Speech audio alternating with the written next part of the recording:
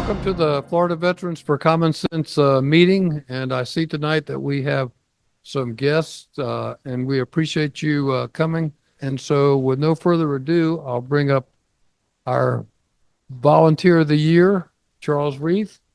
So it is my absolute delight to introduce our speaker, Dr. Micheal Barbour. There's a written introduction in the announcement for the meeting, so I won't go over that. What I will say is he has had as distinguished a career as you can in our EPA infrastructure for setting regulations, for using science to decide how do we allow the economy to grow and how do we regulate the pollution, the flow of water to protect the public interest. Many of us have heard, it's Mel Goodman, right? Mel Goodman talk about what Trump did to the kind of the overall structure of government and what sadly we all know he is messing with again. Now you're going to hear from somebody who's been intimately involved in the regulatory, rulemaking, and communications part of government relative to the Clean Water Act. So Micheal Barbour will speak about the Clean Water Act and other subjects of interest because he'll be available for questions afterward. Micheal, please come up and welcome one of our most distinguished speakers. All right. Well, good evening, everyone. Okay, so as Charles said, I am a consultant or was a consultant for the US EPA. And so I did a lot of my work with the Office of Water and the Office of Research and Development. And as you can see, what I really want to talk about is just the communicating a science background or a science on a particular issue to make informed decisions, right? And that isn't always the case. So is it not right? Let's have the next slide. So I'm gonna focus on water for a moment. Now, if you look at this particular slide, you'll see it's really kind of a volume ratio thing. You can see the Earth, and then you see a couple of drops, blue drops. The bigger blue drop is all the fresh water in the world. That's all there is. The little blue drop is basically all of the fresh water in rivers and lakes. And so you can see in terms of a volume kind of displacement looking type system, there isn't that much fresh water. And we've gone through a long history of not treating our water very, very well at all.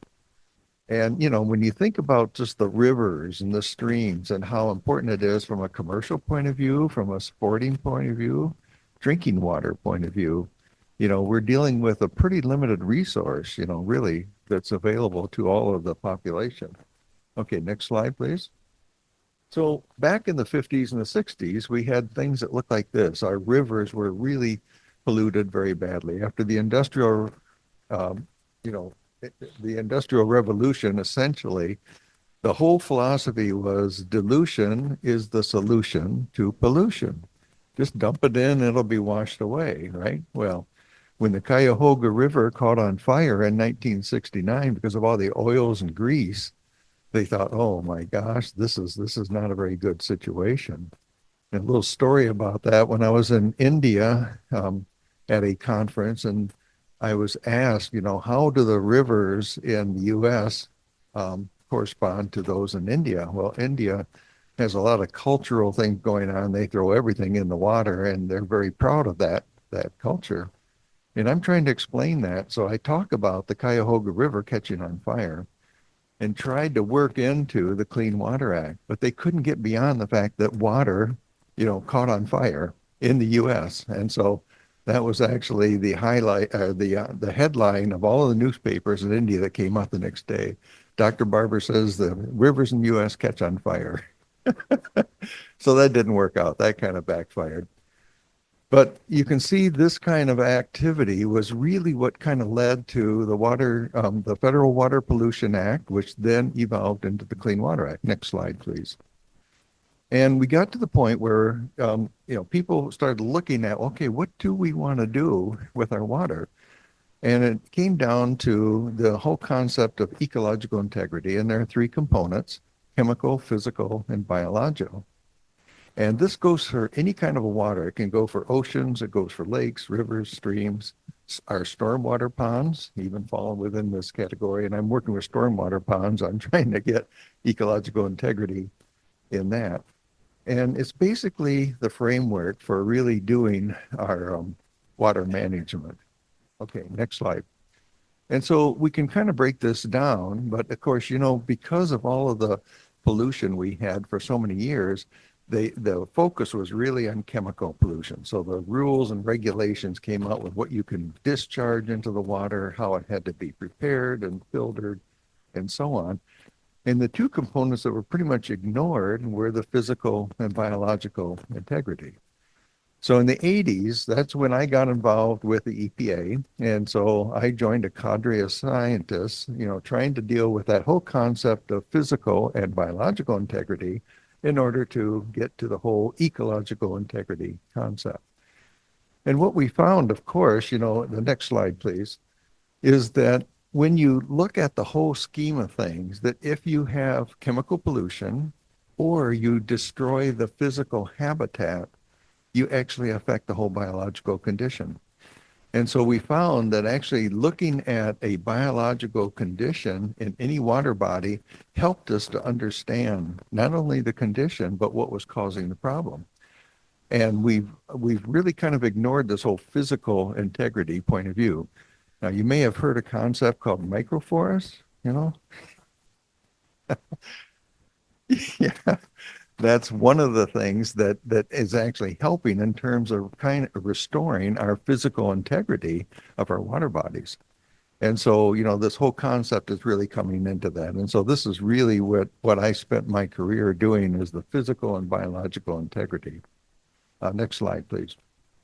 So one of the issues is that how do we communicate this information to really be heard by decision makers who are not scientists, or they're not engineers, they're, some of their frame of life in terms of their upbringing and their training. And so let's look at this communication challenge. I've got 4 groups here. Scientists, could be engineers, could be medical researchers, anybody dealing with fact-finding, research, and so forth to provide a foundation. Then we have managers, and we have politicians or decision makers, could be other government workers, etc. And then we have the general public, which could be business owners as well. Next slide. Okay, so this is the flow of communication, and certainly, in my case, for many years, when I was more of a junior scientist, I would do all of this research and then I'd report to my manager. And the manager would report some semblance of that to the politician or decision maker. And we had very little interaction with the public. Next slide, please. And eventually we started making it a little bit more complicated, I guess, but actually in reality, it was much easier, because when we could actually talk directly to the public, like I'm doing now, not all of you guys are scientists. And then, we could deal directly with the politicians. Sometimes we could get our issue across, in order to make a better decision. Okay, next slide, please. So when we look at it in a little bit more critical, it's a pyramid. We scientists, we engineers, we medical researchers, whatever, we take a lot of raw data, and then we have to kind of facilitate that information. We have to analyze it. And then we have to put it into perspective of what the actual question is. And eventually we get to the point where it's a soundbite. I mean, that's really what is used to make the decisions. They don't care about everything that went into all of that analysis. They just want to know whether it's good or bad or whatever. And so that's what we scientists were not good at. We had to kind of train ourselves in order to do a much better job of communicating. Next slide, please. So let me give you an example of what I do. Okay, so this is a river in Arizona, okay? And you can see what it looks like. It looks different than what you're familiar with here in Florida, right? Next slide. Or maybe Maine. And you can see that there's all of these differences. No matter where you go in the United States or even across the world, you're going to find these differences. And that was actually an education for me because what I did for the Clean Water Act actually attracted the attention of the European Union. So I also worked with them on their Water Framework Directive, which is counter to the counterpart to the Clean Water Act. And so you get to see these rivers and streams and other water bodies in the entire world, and you get to see how different they are, but the ecological integrity is the same. It's always the same in order to get an ecological integrity goal in this lake versus the one in Arizona or one in Florida. Okay, next slide. Okay, so you're going to have a test on this at the end here. But I don't really care about what's in the other side. I just want to show you the complexity. At the top, we have to, if we're going to do an ecological assessment, we want to do a stream classification. Where are we? We're in Arizona, we're in Maine, we're in Oregon, we're in Florida, and so on. And then we develop what we call metrics. These are measures that we can put into place for each different stream class. And then we have to develop an index, that help us kind of with our whole analysis and so forth. And we work right down the line. And at the very bottom, it says biocriteria. This is the biological criterion we use to evaluate whether this stream or river is good or bad or indifferent. That's our soundbite. That's what we come up with in order to communicate to water quality agencies, is that you have a biocriterion that's either above, meaning good, or it's below, meaning not so good. And if it's not so good, then we get into the cause and effect, what's causing it. So it's kind of an interesting process, but behind the scenes is the kind of work that we actually do to put all that into perspective. Next slide. So back in 2004, I got together 60 people from across the globe, essentially. They came from different countries. Some of them were scientists, some of them were engineers, some of them were economists, some of them were lawyers. They all had different branches, and we wrote this book on how to, in this particular case, to communicate ecological assessment, because we were still focused in on the Clean Water Act and the Water Framework Directive. And I forget what it's called in Asia, but they have a similar type program. But if you look at it, it's a Venn diagram, and it's basically three components. What is the science that goes into making an informed decision? What is the economic analysis? And what is the stakeholder involvement? What is it that they're saying? By stakeholders, I mean residents, citizens, businesses, and so on. And you can see what happens if you ignore the science, or if you don't take in the science, you basically ignore the basis, for whatever that issue is that you're dealing with. Or on one hand, you could ignore the economic analysis, or you could ignore the stakeholder involvement. So to make a good informed decision, you want to really be able to benefit from all of this information that comes in. And I'm going to give you two examples, one where I think it worked pretty well, and one where I don't think it worked well at all. The first one is, remember the red tide problem we had in 2017, how bad it got and so forth? It really fostered a lot of concern, and the state legislature had to do something about that. Just prior to that, the prior administration had actually taken away a lot of the red tide research. So basically nothing was being done until all of a sudden 2017, we had this major problem. And we found that the state legislature approached it from two different directions. In one, the more liberals looked at the ecological end of it, and they were concerned about the stress to the manatees and the dolphins and the turtles, all of this problem, the dead fish. Whereas the conservatives looked at it from the economic analysis point of view. They were concerned about the impact to the tourist trade. And then, of course, the stakeholders, the residents, close to the beach, were getting, respiratory problems and so on. All of this came together, and they made a decision with all of this information to fund the red tide mitigation research for 6 years. This is the 6th year. And it went through MOAT Marine Lab, where I'm an adjunct scientist, and I worked with them on the red tide, which is a whole nother hour presentation. But they came up anyway. After 3 years, they've come up with 3 different solutions. So that's good. And it all works because the challenge was they had to kill the algae. It's a dinoflagellate that causes the red tide. They had to kill that, but they had to sequester the toxin because what happens is this algae only lives for about 2 weeks and then it dies, and that's when the toxin is released. So they had to sequester the toxin, and whatever they did couldn't do any additional environmental damage. So those are the three things they had to work with on their mitigation techniques. So anyway, that was an example of where it worked out very well. Where didn't it work? Well, I'm going to use Sarasota County as an example. A bunch of us have gone before the county commissioners several times, me from the scientific point of view, to point out the loss of this overdevelopment, loss of the Florida ecosystem, endangered species like the Gulfer tortoise, problems, stresses on our wetlands and our uplands and so forth. And that's pretty much been ignored.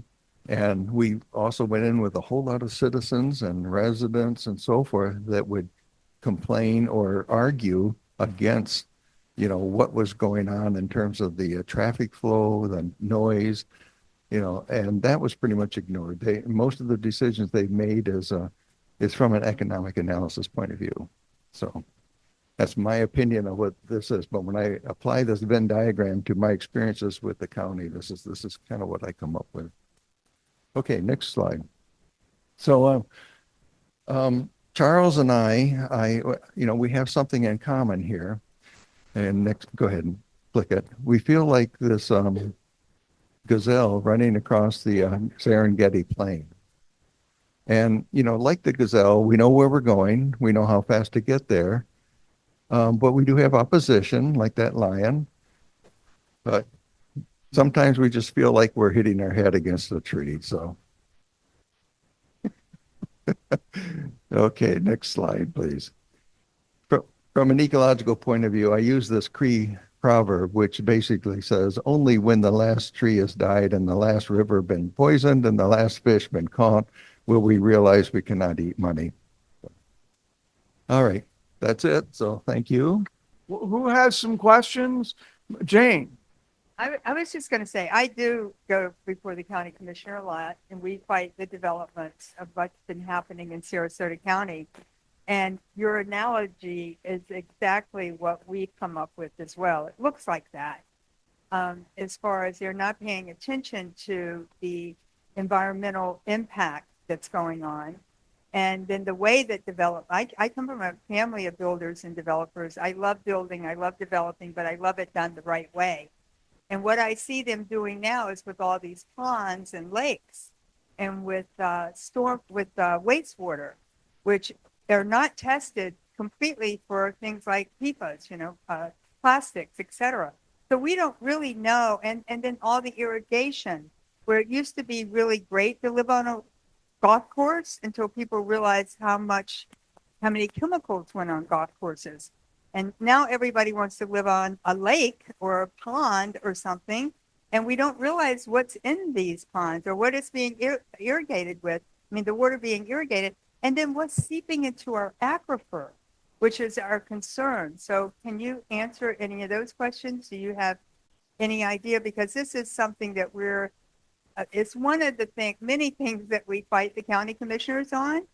And it really is important. I just want to also say to show up at the county commissioner meetings and just to show up and write letters, because there's only 5 people that are the most powerful people in this county.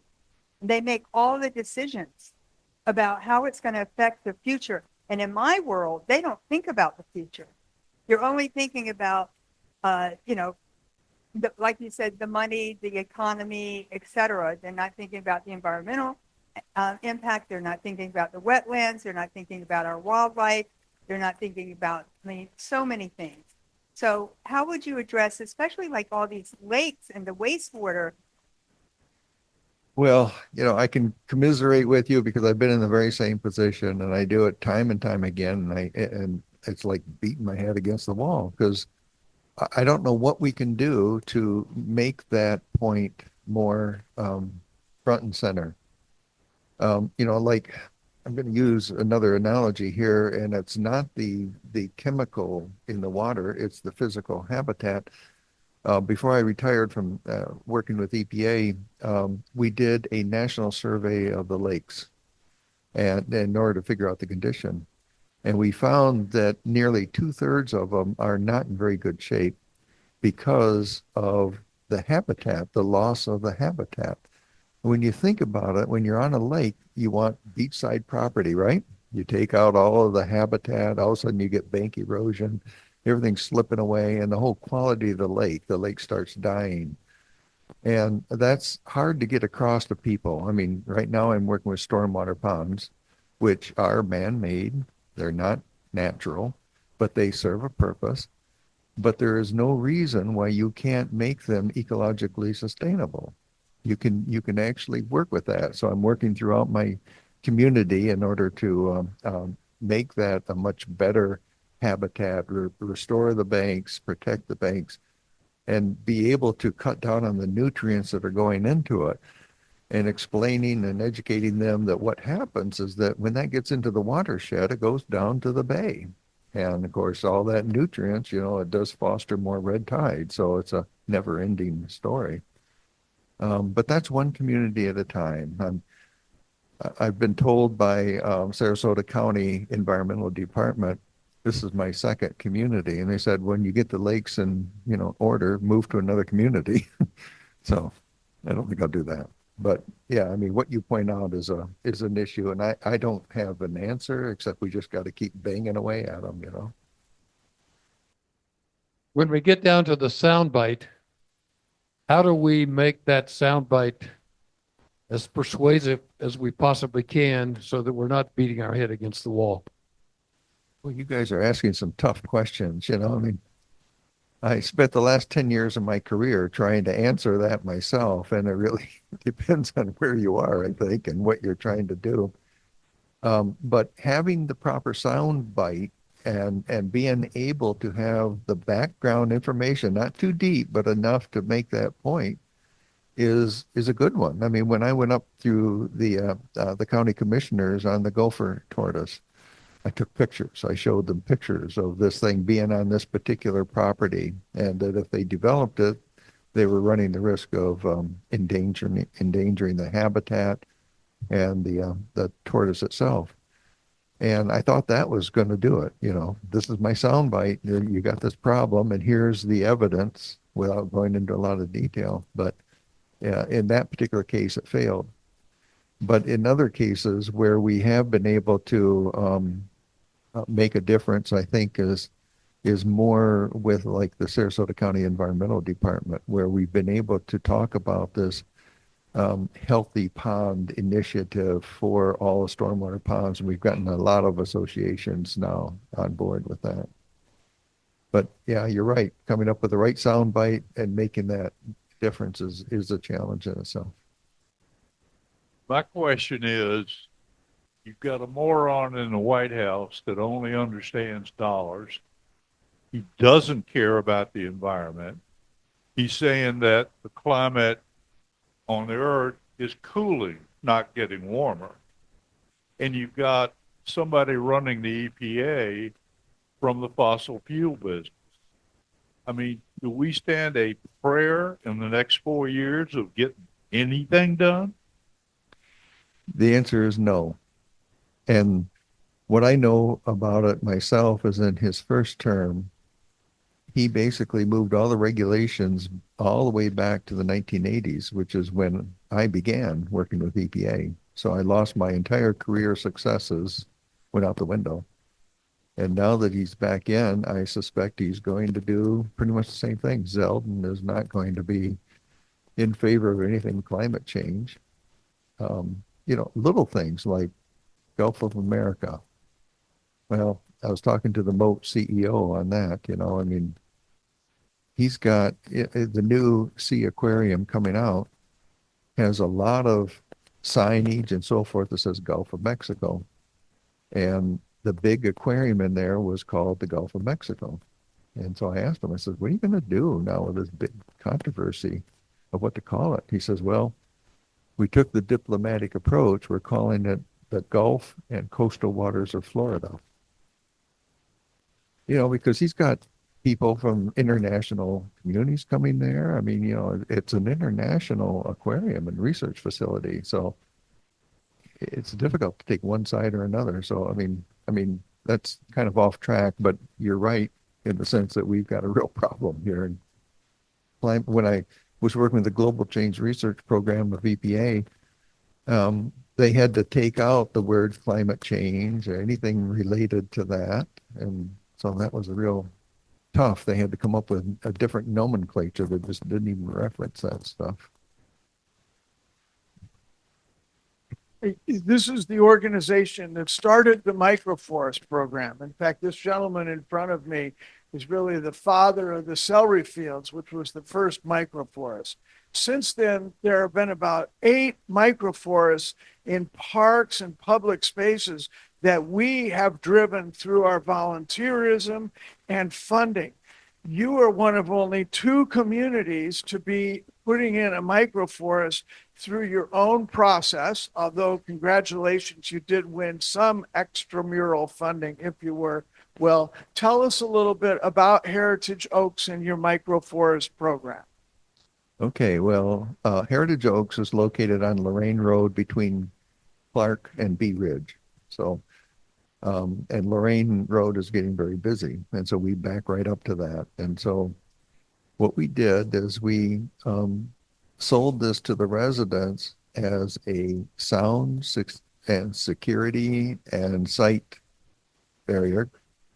You know, those sound bites, you know, I mean, they understand that.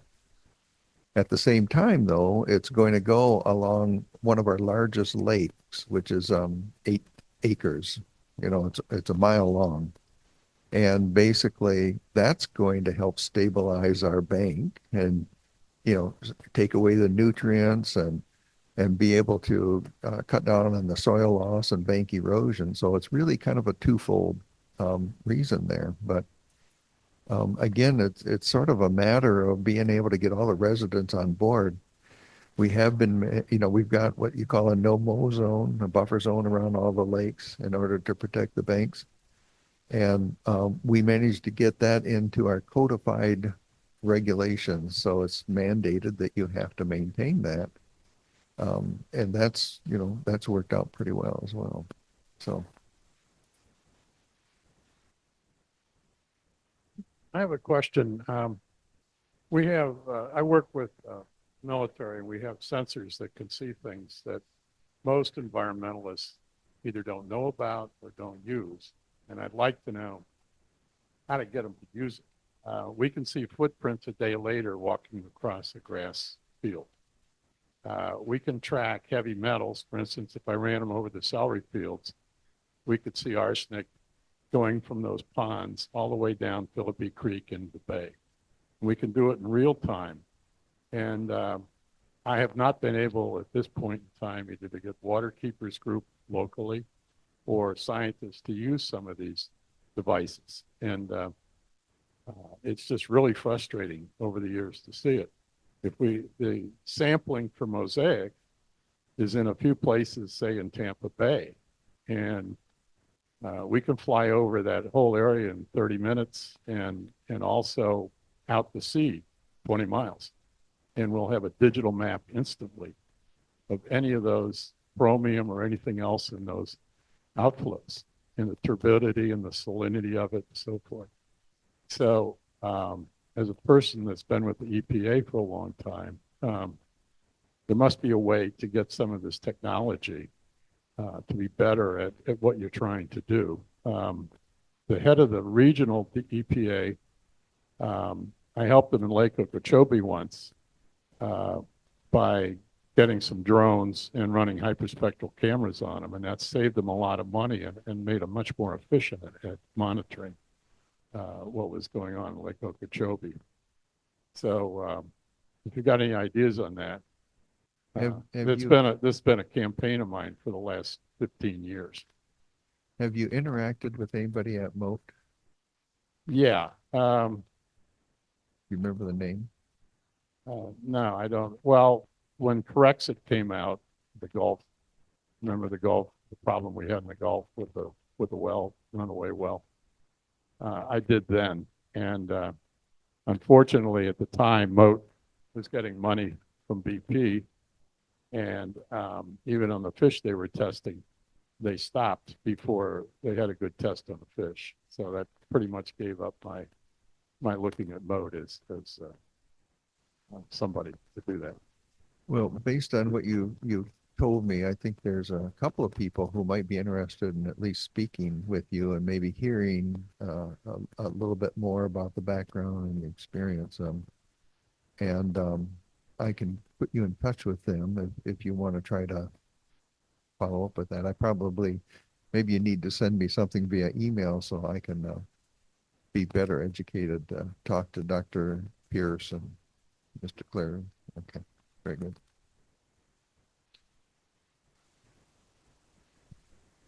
My name's Art Friedman. It's the first time my wife and I are attending this meeting. So thank you. It's good to be here. So you indicate in the next 4 years, it's not really promising about protecting the environment and water, but I'd like you to think about the bigger picture. So I remember in 2004, I attended the Army War College, and we had a speaker talk about wars being fought over oil. But he also talked about wars potentially being fought about over water in the future. Do you have any thoughts about that? Yeah, that's actually worried me for a while. That's been a discussion topic that I think the next war we have will be over water. But we've made, it's interesting when I was working with the 19 countries in the European Union, I found them to be more, they collaborated more, they communicated more than our own states here. So I've worked with all 50 states. I've worked with 33 Indian tribes and, on the whole idea of water quality. Anyway, to get to your question there, is I do think it's going to be an issue. And if we don't have an administration that's going to take it seriously, we're going to just find ourselves in a really bad situation.